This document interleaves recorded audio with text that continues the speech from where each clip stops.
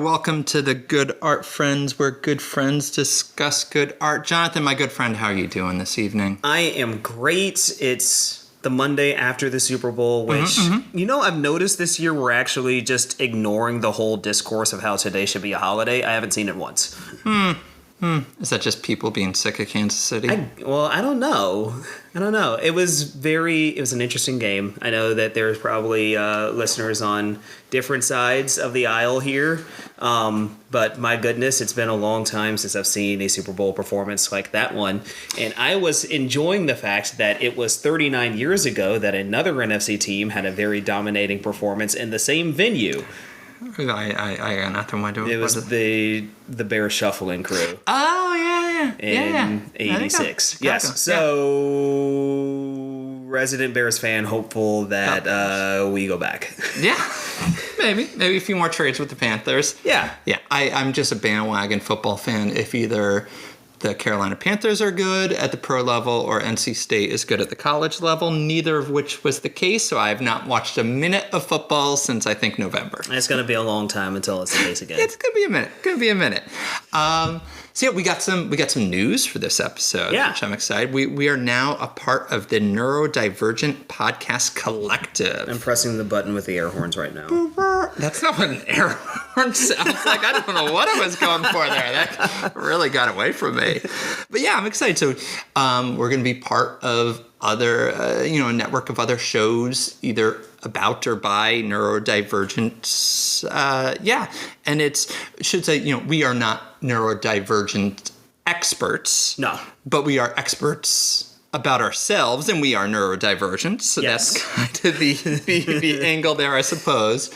Because that's, I one of the things I like about hanging out with you and doing this podcast is that way that my brain works, so that hyper focus, the monotropic focus, the special interests, the deep dives and info dumps, that it's nice to just have that and not feel and just be comfortable with it, right. Yeah, and same for me about how I can make a leap to something that is probably 7 or 8 degrees apart and be able to explain my way to it. And you're like, oh yeah, that makes sense. Yeah. I enjoyed the journey, like the old Family Circus cartoons. Yes. I envision the path. Yes. The circuitous route there.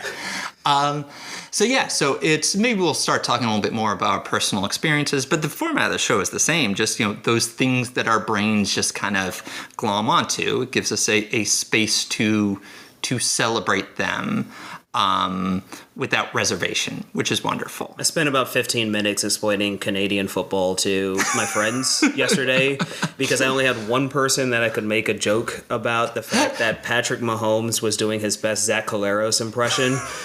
His Zach Collaros Grey Cup impression. I don't know if you remember Zach Collaros, quarterback in Cincinnati. Okay. Great All-American player, plays for Winnipeg now. And I remember when the Grey Cup was happening last year, I was texting my friends, and I'm like, I can't believe that Zach Collaros is probably going to be a professional, Hall of Fame quarterback somewhere. And then he nearly threw back-to-back pick sixes on consecutive plays. I'm like, never mind. Yeah, and that's the perfect example of having a 15-minute info dump just so you can get the zinger in there. That is the beautiful way that our brains are wired, that we get to celebrate on this show and within this network, which I think is kind of fun. And it does also allow us to kind of pitch a podcast that I love that's part of the network. And actually that brought us into it, the Autistic Culture Podcast. And it's a wonderful spot that thinks about just, I guess, looking at neurodivergence from an asset-based mindset as opposed to the deficit one. Mm-hmm. Instead of the idea of the job of any neurodivergent person is to, mask and change who they are to suit their environment, a way to just kind of celebrate the wonderful ways that our brains are wired and our contributions to culture and society. So, yeah, I love it. Yeah, Angela and Matt, they dive into all things in autistic culture, from media representation to sensory experiences, community connections, and even some hilarious personal stories, which, listing all of those, I'm sure, probably makes for a pretty good listen. Yeah. Their mix of humor and heart makes it such a fun and insightful listen, and honestly, those are the kind of things that we need. Yeah, and I like it. They have, so there are some episodes that are kind of topic-based, like ours, unsurprising to you, I love they have an episode, X-Men are autistic and Bob's Burgers are autistic, and I firmly believe that both of them are. They're wonderful neurodivergent stories with neurodivergent characters. But then they'll also have more kind of analysis-based ones. Like just in the last week, I listened to one, Autism-Affirming Social Skills, which thinking about how to think about social skills in a way that is not just masking. Or there's a great one a little while ago on reframing DSM autism criteria. Because you look at the criteria, and it's kind of focused on how we affect other people and kind of spinning that in a way that is more asset-minded, which I've found enlightening and uplifting. Yeah. So if you want to be able to chime in and listen to the same things that we have, you can follow them wherever you get your podcasts. It's the Autistic Culture Podcast. And you can follow them on Instagram at Autistic Culture Podcast, which is, we love brand synergy. Yes, brand synergy is pretty good. But yeah, do that. You can keep up with their latest episodes. Trust me, trust Spencer. You're going to love it. Yeah, it's a fantastic podcast. Listen to them, then go back and listen to us. Then you can listen to them again afterwards because they have like hundreds of episodes. We got, 12 or something like that? We made it a year. Yeah. Huzzah. Okay.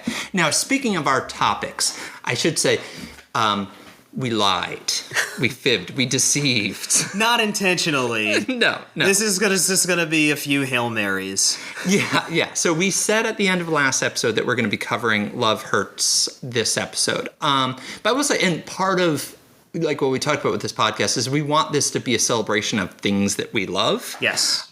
So if there's something that we do not love or think that we might not, then we're not going to yuck someone's yum. We're just not going to cover it. We're going to pivot to something that we are. So yeah, the early Rotten Tomatoes isn't everything, but it's it's low for Love Hurts. So we're gonna pause on that. I think the audience score was higher than the critic score, which I think leads people to believe that it's probably a fun movie. There's fun in there, but critically, it's not coming back so strongly. Which I find it difficult to see how it ended up that way, but I can also see how it did. Yeah, and so we're not saying it's good or bad, and we'll watch it probably. Also, we're public school educators. We're not made of money, In the words of Bob's Burgers, I'm not rich, Bob. Yeah. So yeah, we weren't going to drop money to see it in the theaters, but we'll watch it when it comes on rent, and maybe we'll chat about it then. But today, instead, we're going to talk about we're thinking Valentine's Day, so we're going to talk about a different romantic movie, Princess Bride. Yeah, probably the generator of one of the best name tag stickers of all time. Yeah. But first, there's one other thing. It's been a couple episodes since we did one of these, but we have another Miyazaki Minutes. So I watched, since we last talked, I watched Castle in the Sky. So we're gonna do kind of spoiler-free, just a minute or two chat here. We do these just about every episode as I'm working my way through Miyazaki's movies. So you've seen pretty much all of them. You introduced them to me when you took me to see Howl's Moving Castle a year and a half ago. Then our first episode was actually Boy and the Heron. So I've loved kind of working my way through these. And this one I actually watched with my kids. It held their interest. We'll probably do a full Miyazaki episode again when we're done with all of his. As he deserves. Yeah, this is top tier for me. I mean, all of them so far have been wonderful, but I found it made me think of like if Leonardo da Vinci was born hundreds of years and thousands of miles away, what he might have done. Just the world building, all the different takes on flight, and then it had this cool almost steampunk feel to it. The story of just kind of governmental control. I thought this was a beautiful, beautiful movie. I love Miyazaki's love of flight. Yes. so much. Yeah, it is a running theme. That, and, this one didn't have the running theme, which I think had been in all the other ones so far, of just like an army of wonderful saucy grannies. This one had less saucy grannies, but it did have spunky kids, at the heart. But I loved it. Yeah, there's a line that the earth speaks to all of us. If you listen, you can understand, which I felt like that was cool. This one, I think impartially, maybe it was a little bit earlier. It was a little more conventionally plotted, I think, than Thinking Like Boy in the Hair and all that kind of stuff. But yeah, I thought this was great. My Zelda pairing would I don't know if Skyward Sword is too on the nose. It's got a little bit of Tears of the Kingdom with the flying islands, you know? But yeah. Oh, and Sky Pirates. I didn't even say Sky Pirates. What a great combination of words. Yeah, it really is. So yeah, I thought this was great. I really enjoyed it. That gives us just 4 left, doing just the ones that he directed. Castle of Cagliostro, which was his first movie apparently. I had never even heard of it. Nausicaa of the Valley of the Wind, Porco Rosso, and The Wind Rises. Yeah, I got to see Nausicaa in theaters a couple years ago, or maybe last year. I went to go see Nausicaa, and it was so delightful. It's up there along with as long as much as we understand how good the Miyazaki, the Ghibli movies are of like slice of life, and just that he's also so good, and the studio is so good at war movies. Yeah. Am I out of ones that I can watch with my kids? I think I might be. You might be. Nausicaa is not going to be the most fun. Okay. Well, what should I do next? What do you think? I really don't know, because Nausicaa is the only one that's left that I personally have seen. Okay, let's do that next then. And then we can kind of land the plane with ones that will be new to both of us. Well done. Okay. Now it's good. Fun. Yeah. Porco Rosso. That's going to be wild. Yes. From what I've seen. Okay. So that brings us to The Princess Bride. All right. So normal format. We're sitting around your table. We're going to chat about it. And then we're going to pause. We'll have a timestamp in there. Spoiler free until then. And then we're going to sit down. We're going to watch the movie. And then we're going to chat about it afterwards. Yes. Yeah. So 1987 movie. Directed by Rob Reiner. The cast is wild. Carrie Elves, Mandy Patinkin, Robin Wright, Christopher Guest, Billy Crystal, Andre the frickin' Giant. The Giant. I mean, it's based off of a 1973 William Goldman novel, which I read. I actually looked. It was back 2012. I read. It's similar in terms of plot, but it plays with like the narrator in a similar but different way, which is kind of fun. But yeah, I'm excited. What's been your experience with this movie? I've seen it once. Okay. Exactly once. And I remember I watched it with my dad. My dad is a huge movie buff. Yeah. I can't even tell you how many movies that he owns in physical format. It's over 100. Ooh.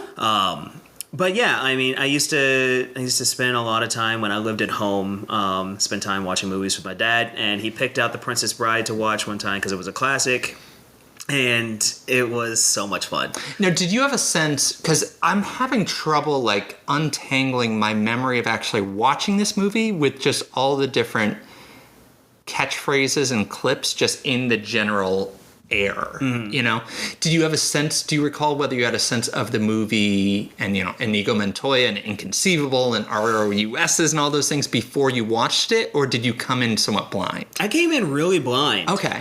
So I watched it, man, maybe about 15 plus years ago. Okay. So it's been a long time. Yeah.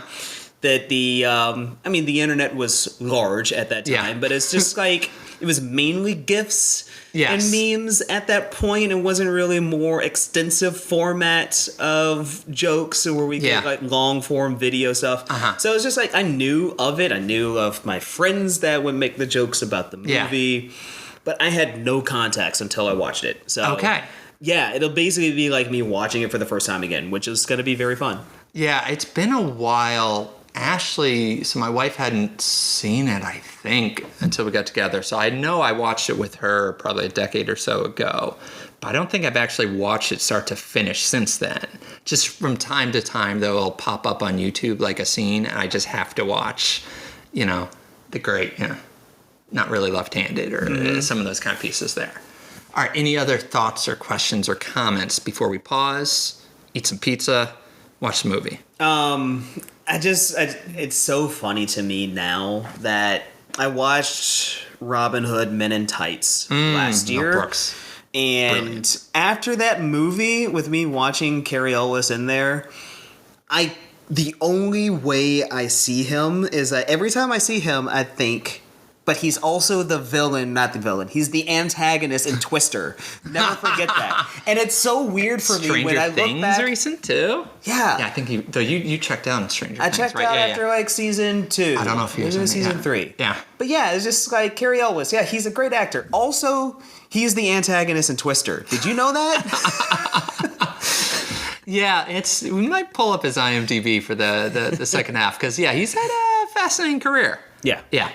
Okay, let's watch, and then y'all, if you haven't listening at home, if you haven't watched this in a while, pause, watch the movie again, then we'll come back and chat about it in spoilerific detail. You ready?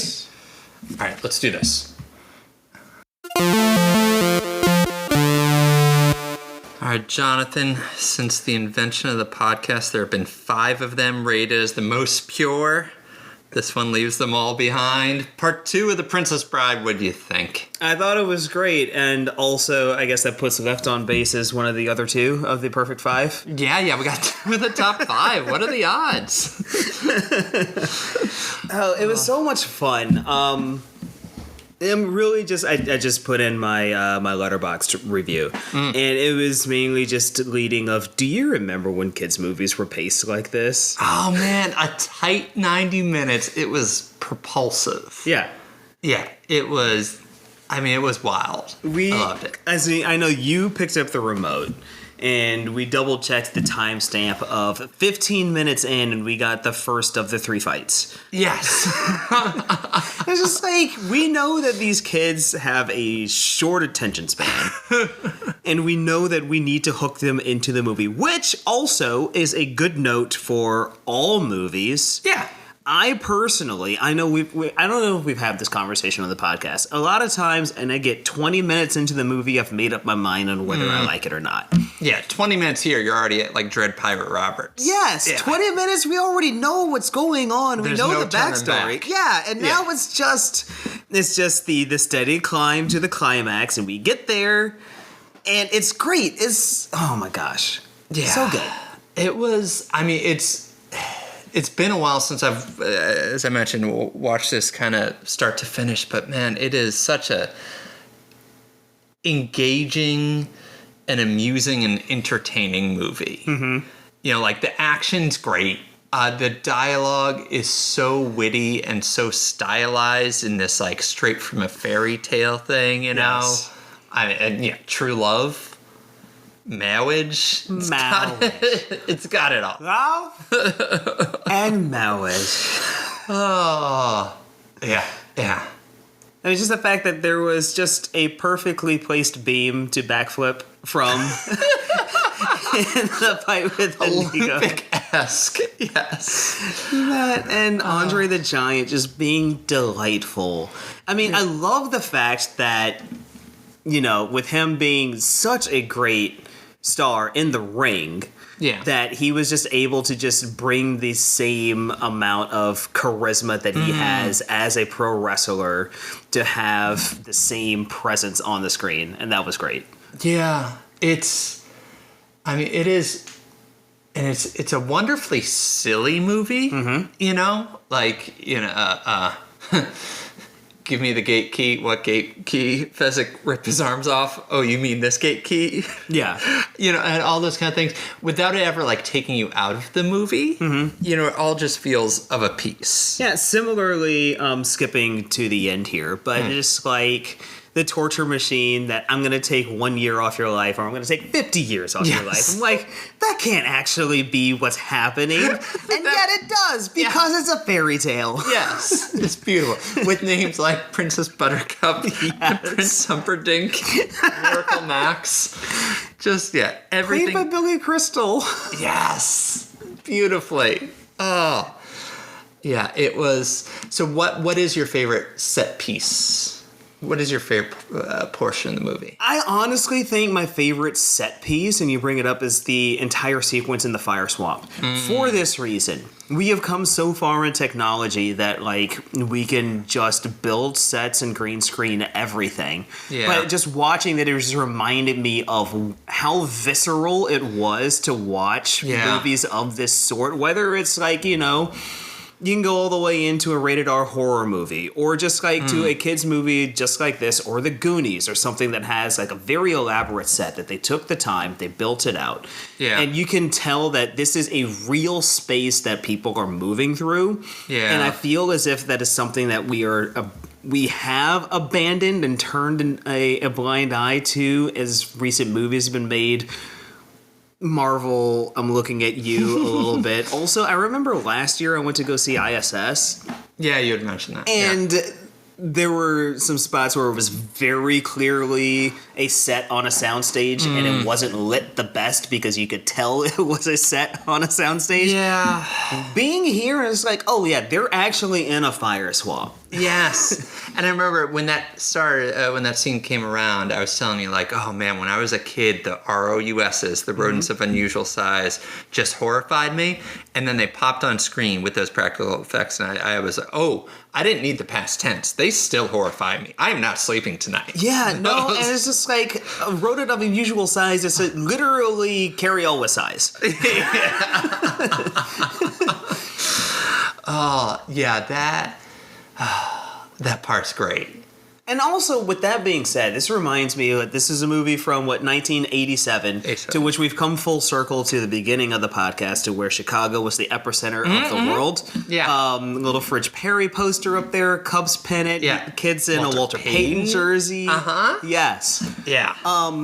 But no, like 1987, of course, like people talk about the kids' movies from there, namely the Transformers movie, traumatizing children, because, they just didn't really think about the actual consequences of it. But like, this was a movie in a time where like studios weren't so afraid to treat kids as if they had the brains to think of themselves as a small adult. Yeah. There's it can get kind of intense in there, especially with the ROUSs. That entire scene, like Carrie gets burned, the rodent gets burned, the quicksand. And 80s quicksand was a big deal. Yes. I mean, Yes, it was a very big deal. Yeah. And then just like the torture machine, the fight at the end with Inigo and the six-fingered man. What's his name? Count something or another. Yeah. He had By his normal Christopher name. Guest from Best in Show and all those, Spinal Tap. Yeah. Wonderful. But you just get like, he comes over and then like he has a dagger thrown at him, and just like, this is a movie with stakes. Yeah, and I love a good frame story, and the grandfather reading to the son, which is great because it's a different frame story from the novel, which is like this lost text, if I'm remembering correctly. Like William Goldman finds the book by the whatever that name was that they mentioned here.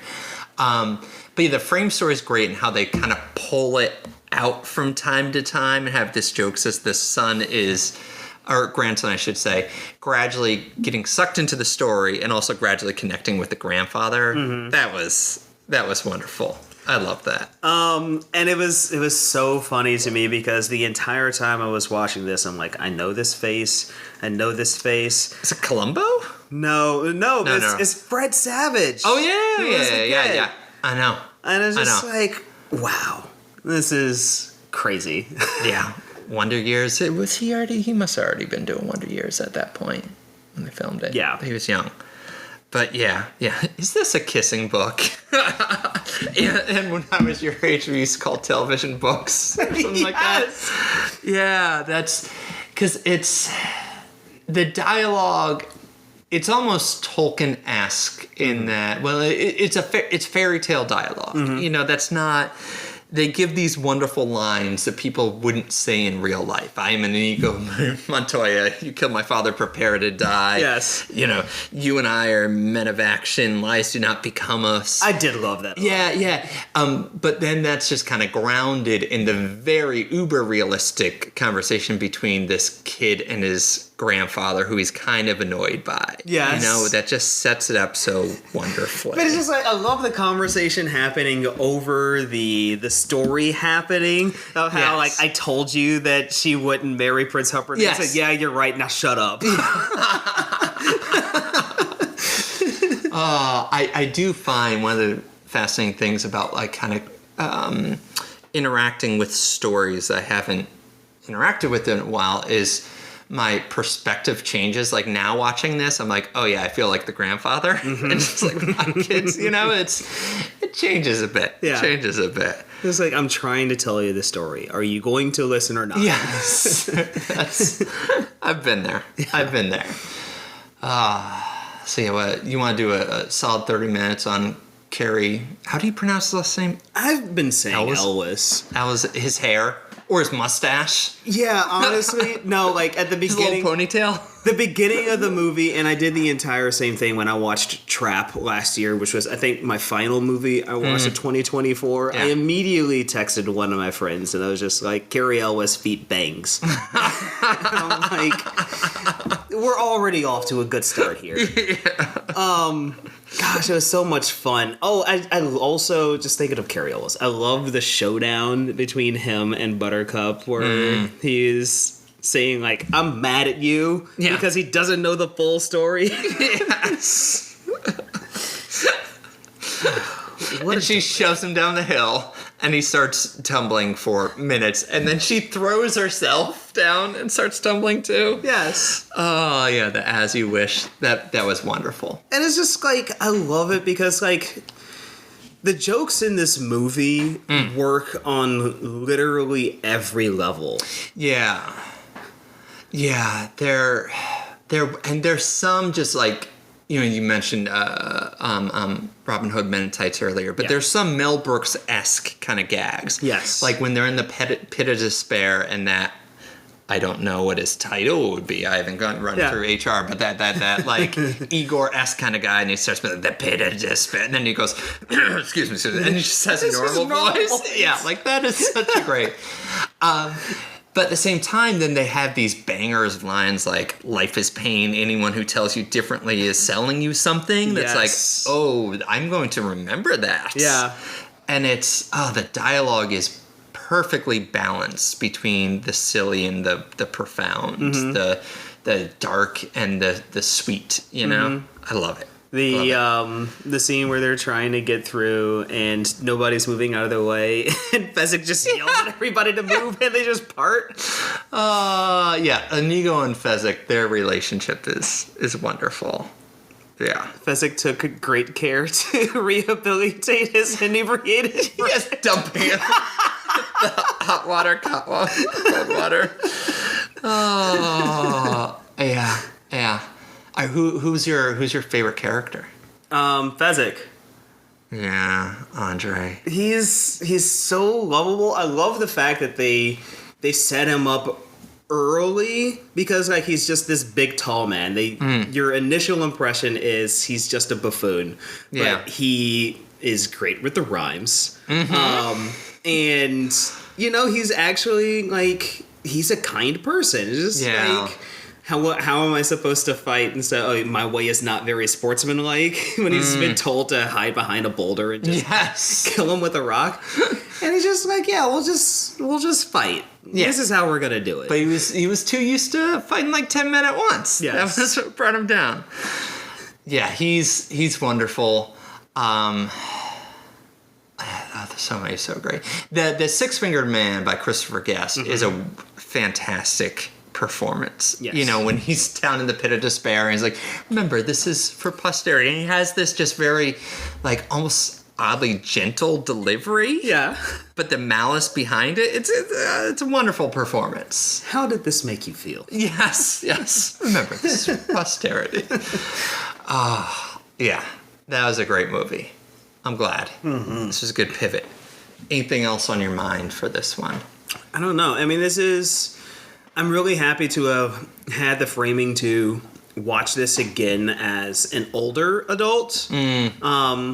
Because I'm trying to remember when I watched this, because it's somewhere in the range of between 20 and 15 years ago, and I can't quite place when it was. So, like, being able to grow a little bit and watch it again, it's a lot of fun to have it in a new framing. Yeah. There's, just some of that theming of just like true love, once in a generation does this come along. There's something that, like, when you're little, it feels so magical, and then you get old and a little cynical and jaded, but then you kind of come around again, realizing that, relationships are hard, and sometimes you're in the fire swamp, but yeah, you'll make it out. So I thought that was wonderful. Yeah, and also just, I feel like there's been this somewhat recent, maybe not, but just the romantasy genre, like my wife just plowed through all the Fourth Wing books, and I'm excited. Tomorrow, as we're recording this, the next Emily Wilde book comes out by Heather Fawcett, and I feel like you have this, fantasy doesn't need to be just high fantasy with dragons and stuff. It can just be this wonderful story of, true love. Yeah. Yeah. Also, I was just thinking back, and I realized that only one person died in the entire movie. Vicini. Yeah. The poison in both cups is wonderful. That was a great move. Yeah, and even just because we're in a weird time right now. We're bad people doing bad things, but Humperdinck just, he's not murdered. He's not even given to the pain in the way that Wesley describes it, but he is just forced to live with the consequence of his own actions. And I just, And the disdain of many. Yeah, like, that's a fantasy story I need right now. That's the escapism, the eucatastrophe that I think we all need. Yes. Yeah. Okay, so Princess Bride. What a wonderful story. Indeed. Yeah. And what are we going to do next month then? Next month we're doing something that's much grittier. A little. I think bit. there'll be more than one death. Yeah. And here's the problem with me leading into this is that, like, I've been playing too much Marvel Snap, and that, like, I always think it's like, two cost card. We're doing Daredevil. Yes. Yes. We are finally returning to the streets of Hell's Kitchen to check in on my favorite blind superhero. I mean, slim pickings, but yeah, he's definitely top 5 for me for blind superheroes. He might be my favorite superhero, but yeah, because Born Again comes out in March. So I think, the first half will be, I think, just general Daredevil talk. Maybe we'll talk a little bit about the Frank Miller comic. And then I was thinking we might do after, like, 2 or so episodes. That's when we'll drop it. So we'll talk about the beginning of the show. And then maybe we'll check back again, come around once the whole thing is aired. So start brushing up on your Daredevil comics. I just finished plowing through all the Chip Zdarsky run, which was a little bit before the pandemic through, I think, 2023 it wrapped up. Highly recommend that. Bendis had a good run. So read some Daredevil, get ready to watch the show, and we'll talk about that after a couple episodes. Yeah, underrated. Like, Charlie Cox, great, but I need more of Vincent D'Onofrio as Kingpin. He embodies the, pun intended, the character so well, and just, they gotta give him more just absurd monologues. In the first season, there's the one about him being in the Good Samaritan style, and he's the evil that comes about. Yeah. There's a one where Ashley and I just started kind of rewatching season 3 to get ready. There's a good one when he's, like, in the car going to the like safe house. Yeah, he's a fantastic actor.